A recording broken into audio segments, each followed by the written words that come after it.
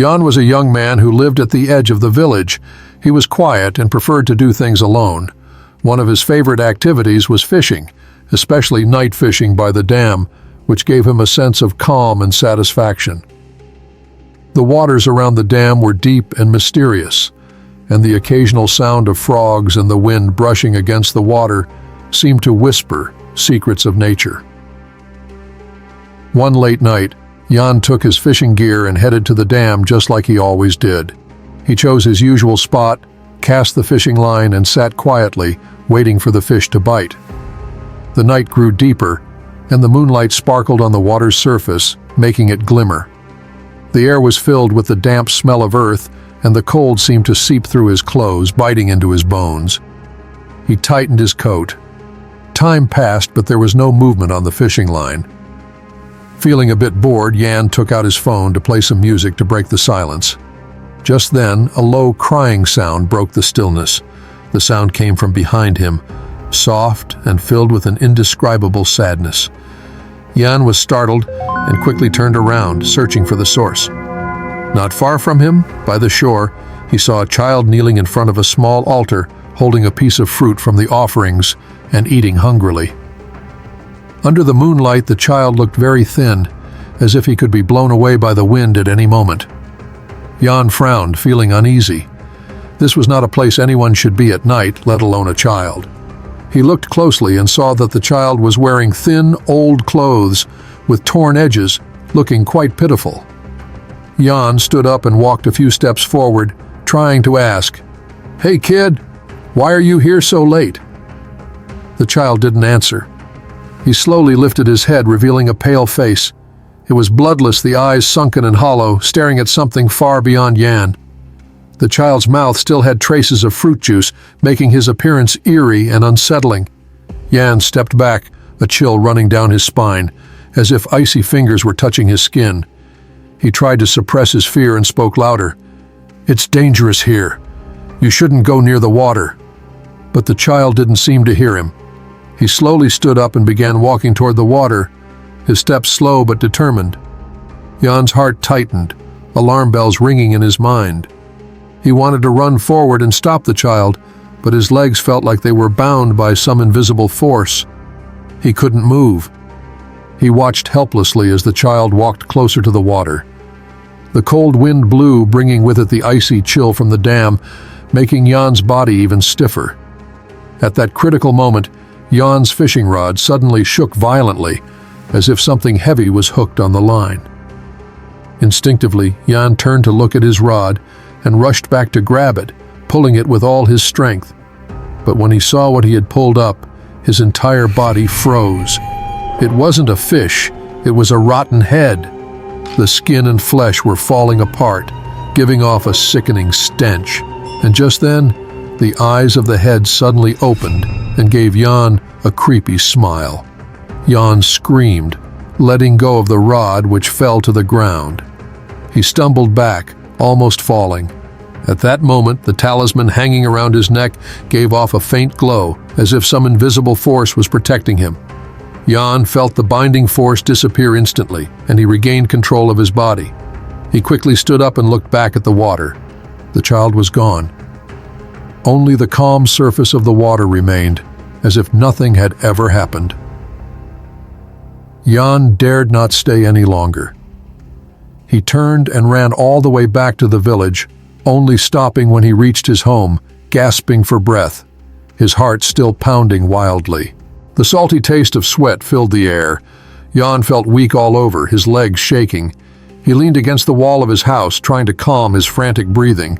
It seemed as if he could still hear the low sobbing echoing through the night. The next day, Jan told the elders in the village about what had happened. The elders exchanged worried looks. Finally, an old woman sighed and said, "Child, you met the restless souls of those who died in the dam. When the dam was built, some children accidentally fell into the water while playing, and they never came back. Their souls cannot rest and are always looking for someone to replace them. You survived because of the protection of your talisman."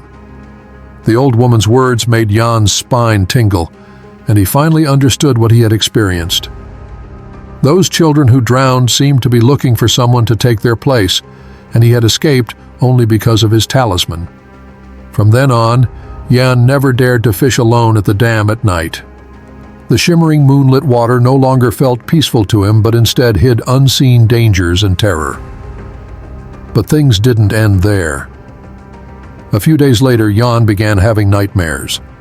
Every night he dreamt of the pale child standing beside his bed, staring at him with hollow eyes. The child always repeated the same words, "Come with me, I'm so lonely." The voice floated in his ears like a cold breeze, waking him up in a cold sweat. The dreams became more vivid, even affecting his daily life. Jan became distracted, unable to focus, looking increasingly worn out. One night he dreamt of the child again. The child stared at him, saying softly, "Why did you leave me? You promised." Jan woke up in shock and found himself standing at the edge of his balcony, hands on the railing, body leaning forward. Just one more step, and he would fall into the darkness.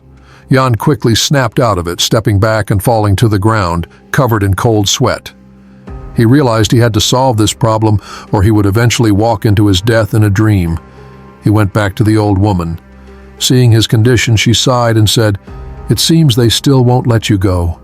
There's only one way to truly be free. You must find those children, make offerings, and ask for their forgiveness." The old woman gave Jan some paper money and incense, instructing him to go to the dam before midnight, make offerings to the lost souls, and sincerely apologize. That night, Jan gathered his courage carrying the incense and paper money and went to the dam again. His hands were shaking, the candlelight flickering in the wind, and the smell of burning paper mixed with the damp air by the water. He knelt in front of the altar, lighting the incense and paper money, mumbling his apologies. "I'm sorry, I didn't mean to disturb you. Please forgive me."